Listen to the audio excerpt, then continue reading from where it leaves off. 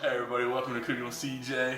Today we are making smothered pork chops with garlic roasted potatoes that we're going to do in the oven. Alright, so if you want to see how we get that going, get that together, whatever, come on back.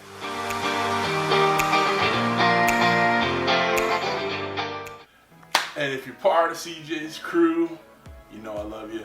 And if you're new to the channel, please hit that subscribe button and the bell next to it so you see all the good stuff we're doing here today.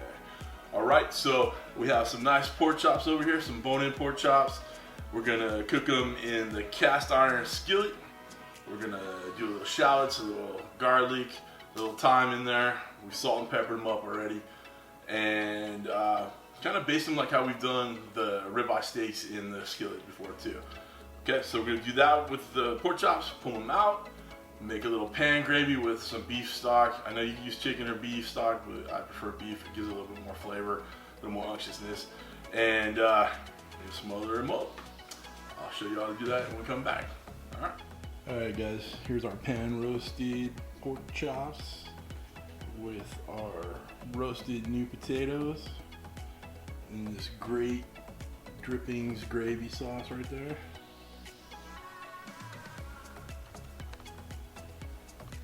Come on back and I'll show you how we put it together. Alright guys, here's the ingredients for our smothered pork chops and roasted potatoes. Obviously got our pork chops, little shallots, garlic and thyme, salt and pepper, olive oil, and some baby gold Yukon potatoes. Alright, then we're going to roast up a little bit of butter for the pork chops. Come on back and we'll put this together. Alright guys, we're back. You know, we got my meathead knife. Gonna do some chopping. Alright, so we're gonna get these potatoes chopped up. Just kind of do them in halves or fourths depending on the size. So I'm gonna do a couple of those. Actually, I'm gonna do all of them, but I'm not gonna make you sit here and watch me cut all of them. Alright, so we're just gonna put them in the bowl. Whoa, bumble. Everybody watch your fingers. I'm a trained amateur. Alright guys, we're gonna do the garlic now. Oh yeah. Whoa! Did you get that?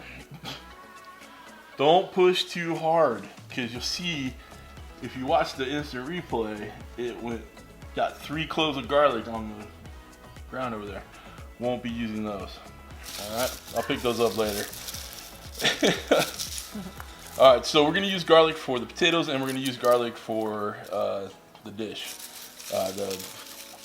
The pork chops. I don't know why I couldn't get that out. Alright, so for the roasted potatoes, we just need to peel out the outer layer of the garlic cloves, and we're just going to smash them. Okay, so they're just going to get nice and roasted in there. I'm not real worried about taking the paper off. I'm not going to eat them. So we're just smashing and throwing them in. Okay, just getting the flavor in there. I've never been able to crush so many garlic with one head of a knife. Jeez.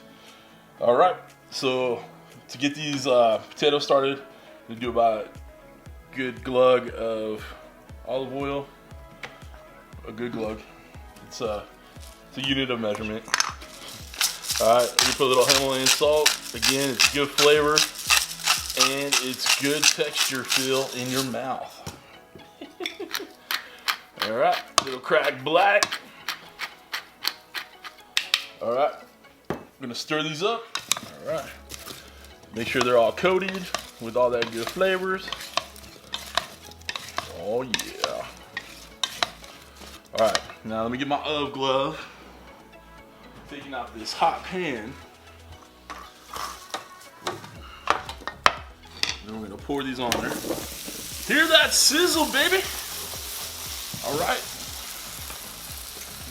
Look at that, get flat. Alright. Throw that back in there. Look at that, it's already cooking, it's already doing its thing.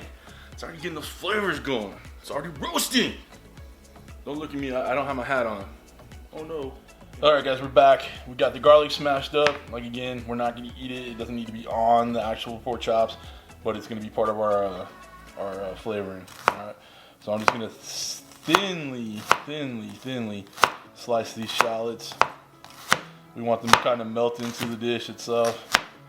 Alright. So, enough. One more.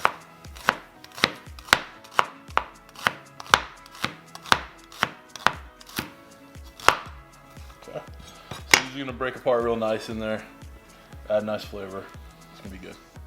All right, come on back and we'll be over on the stove. All right, guys, we're back. This pan is screaming hot. We got our salt and pepper. Ooh, look at that. A little bit of olive oil on these pork chops. We're gonna go about 2 or 3 minutes on each side. We want them a good medium. If there's a little pink on the inside, it's okay. All right, so just let them go. We're gonna add our shallots. Add our shallots and garlic to it. Get it all good in there. Whoa. Then add some thyme. What time is it? Game time. Are these dogs in the house? Roof, roof, roof.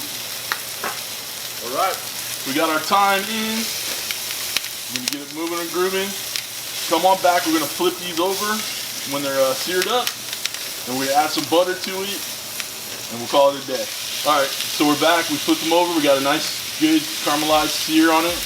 Now we're gonna add a couple pats of butter in there. Get that going. We'll spoon the butter over it. Pull them out. Let them rest about the same amount of time you need when you cook it. Okay, so equal amounts. You're gonna see a little blood coming through right here. You want to get that kind of cooked out.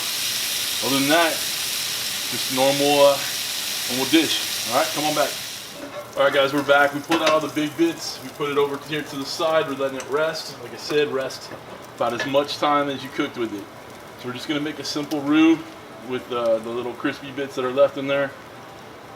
I think that maybe just like less than a 1/4 cup of flour, because there wasn't much grease left in here. So again, just like any other roux we do, we want to cook the flour taste for about a minute. All right, and then we're going to introduce our liquid to it, which is this beef stock. Okay.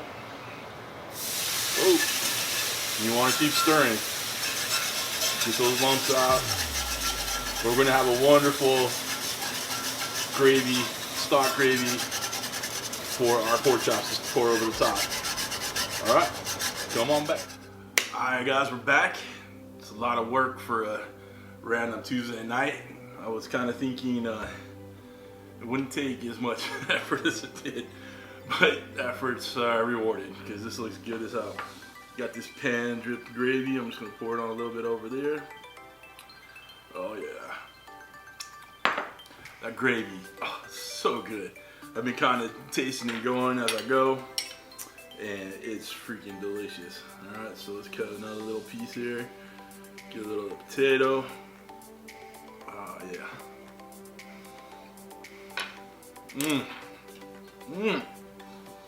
It's a winner right there, boys and girls. Garlic, the thyme, the shallots, this pan dripping gravy. So good. Give this a shot. Takes a little bit of effort, but it's well worth it. All right, that's it. Thanks for stopping by. Thank you for cooking with CJ.